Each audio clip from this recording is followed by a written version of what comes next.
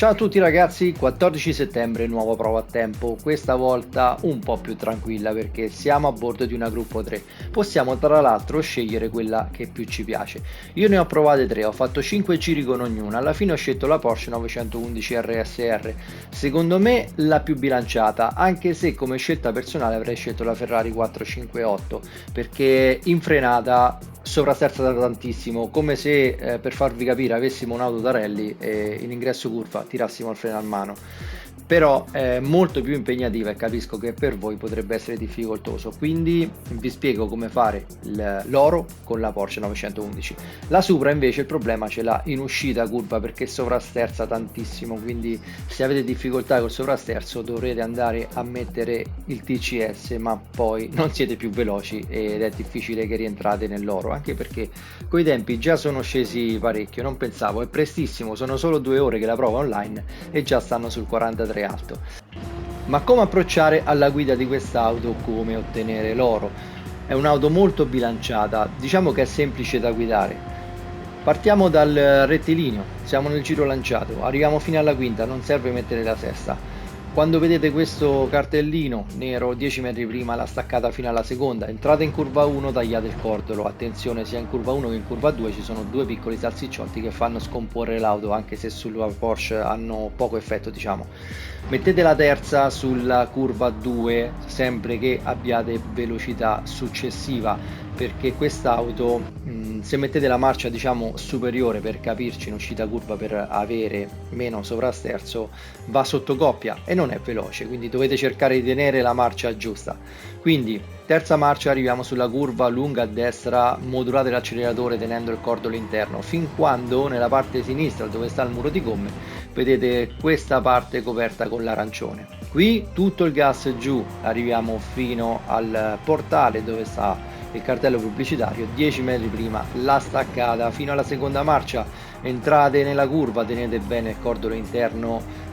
con l'acceleratore in seconda marcia, cercate di sfruttare il sovrasterzo dell'auto e fatela girare prima per dare tutto gas. Terza, quarta marcia, vedete sulla sinistra c'è questo palo in metallo, appena scompare dal vostro finestrino subito la staccata fino alla prima marcia, girate tutto sul cordolo interno e guardate come vado a modulare con l'acceleratore, tenete sempre l'acceleratore nelle curve, tenetelo sempre nei cambi di direzione, è importantissimo con quest'auto perché dà trazione, dà motricità e l'auto chiude meglio le curve. Quindi seconda marcia ed arriviamo ad un'altra curva abbastanza critica, la staccata qui dove inizia la vernice prima del cordolo. Fino alla seconda marcia tagliate il cordolo interno ma non troppo perché l'auto si scomporrà e andrete nella ghiaia.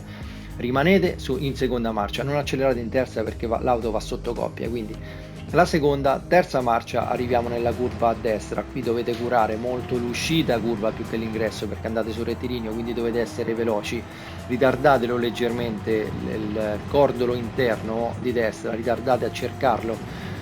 prendete il cordolo con la terza giù tutto il gas, occhio a non superare il cordolo in uscita a sinistra perché dà subito la penalità. Quindi arriviamo alla staccata del tornantino stretto, guardate anche qui c'è un palo metallico sulla destra, diciamo una 5, 6, 7 metri prima la staccata, sempre in funzione della velocità che vi portate dall'uscita della curva precedente fino alla prima marcia.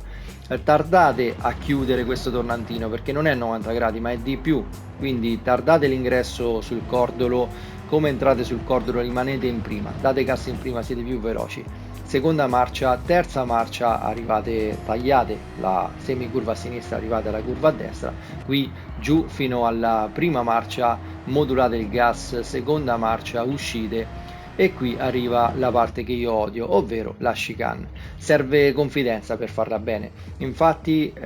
ho utilizzato il TCS A1, credo che possa servire anche a voi all'inizio, ovviamente quando poi dopo ci sarà la confidenza non serve più, ma qui per non sbagliare, per arrivare subito al giro l'ho inserito. Quindi come vedete il cordolo a destra della prima serie di chicane, subito giù la staccata in seconda marcia, entrate, tagliate il cordolo,